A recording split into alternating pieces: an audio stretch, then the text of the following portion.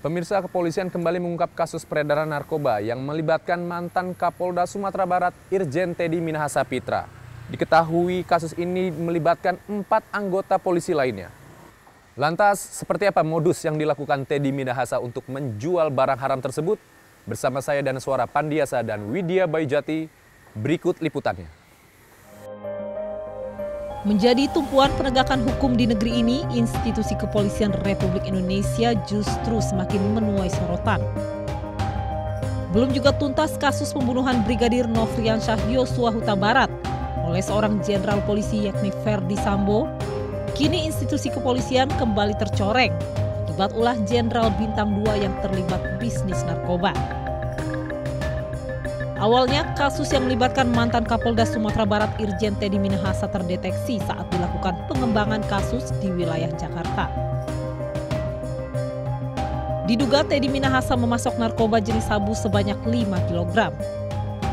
Padahal Teddy Minahasa sendiri baru dilantik sebagai Kapolda Jawa Timur menggantikan Irjen Niko Afinta yang dimutasi menjadi staf ahli bidang sosial dan budaya Kapolri.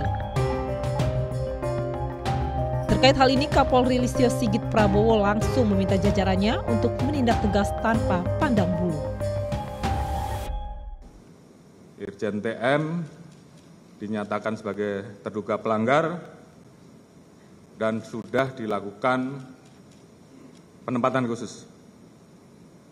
Kemudian tentunya terkait dengan hal tersebut, saya minta agar Kadif Propam segera melaksanakan pemeriksaan terkait etik untuk kemudian bisa kita proses dengan ancaman hukuman PTDH. Selain itu, saya minta kepada Kapolda Metro untuk melanjutkan proses terkait dengan penanganan kasus pidananya. Jadi saya minta siapapun itu, apakah itu masyarakat sipil, ataukah Polri, bahkan sampai Irjen TM sekalipun, saya minta untuk diproses tuntas dan terus dikembangkan. Teddy Minahasa sendiri dikenal sebagai Ketua Umum Komunitas Motor Besar Harley Davidson di Indonesia. Selain itu, Teddy Minahasa juga memiliki kedekatan dengan beberapa jajarannya. Di antaranya Kapolres Bukit Tinggi AKBP Dodi Prawiranegara yang ikut terlibat dalam bisnis narkoba dan kini sudah menjadi tersangka. Bahkan harta kekayaan Teddy Minahasa juga tak main-main, yakni mencapai 29,9 miliar rupiah per 2022. Maka tak heran jika motif ekonomi dan gaya hidup hedonis menjadi salah satu pemicu utama petinggi Polri terlibat bisnis narkoba. Karena ini ya, kalau saya lihat ada korelasinya dengan kebutuhan gaya hidup yang menuntut kebutuhan yang selalu besar. Satu ya, seperti seorang polisi menjadi ketua Harley Davidson ya, itu profil penghasilan dengan hobinya nggak nyambung ini.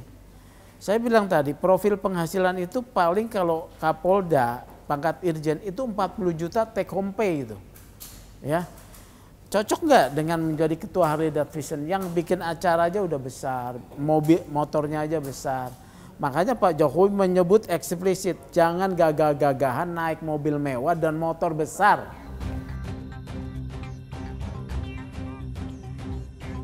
Diketahui narkoba jenis sabu yang dipasok Teddy Minahasa merupakan barang bukti kejahatan narkoba.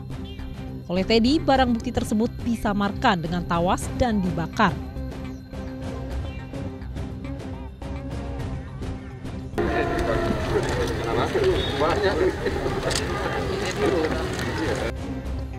Sementara narkoba jenis sabu sebanyak 5 kg dijual dengan harga 400 juta rupiah per kilogramnya.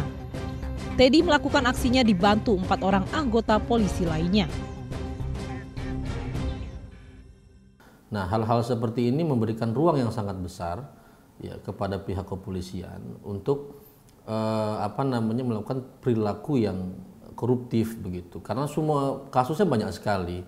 Kita ambil contoh misalnya di lapas-lapas Tangerang misalnya, itu 60% adalah narapidana narkotika. Kan tidak semuanya adalah bandar. Nah, bayangkan bagaimana proses hukumnya yang ditangani oleh polisi pada saat menangani sekian banyak orang itu, tentu saja mendorong polisi untuk punya celah untuk melakukan perilaku yang koruptif. Sederet jenderal polisi marak terjerat kasus hukum memang sangat disayangkan. Padahal semakin tinggi jabatan seharusnya para petinggi Polri dapat semakin profesional menjalankan tugasnya. Namun faktanya jabatan tinggi tak jarang membuat seseorang memanfaatkan kewenangannya untuk keuntungan pribadi. Ketika orang jadi jenderal, saya tidak tahu apa yang mereka pikirkan.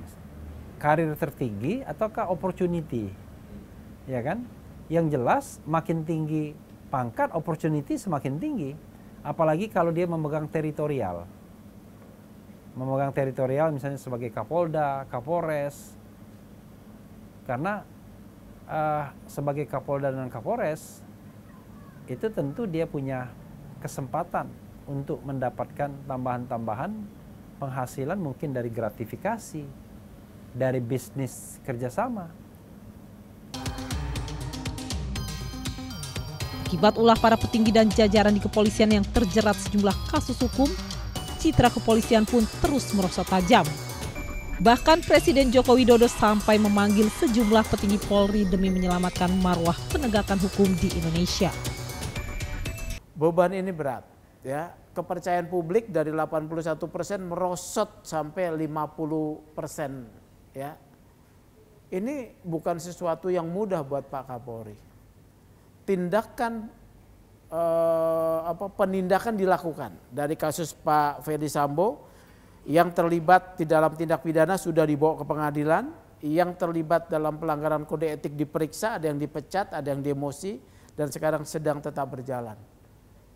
Tetapi itu ternyata muncul lagi kasus baru, dikiranya sudah selesai, itu kan sempat naik nih. Tapi kemudian kasus Kanjuruhan babak belur lagi. Belum kasus Kanjuruhan selesai, kasus Pak TM muncul lagi. Jadi apa ya ini ya? Ini sebetulnya seperti ya malang tidak dapat ditolak, untung tidak dapat diraih ya. Kasus polisi terjerat narkoba seolah menjadi hal yang biasa. Berturut-turut jajaran kepolisian terciduk berbisnis narkoba, bahkan ikut menikmati barang haram tersebut. Nasib pemberantasan narkoba pun terancam.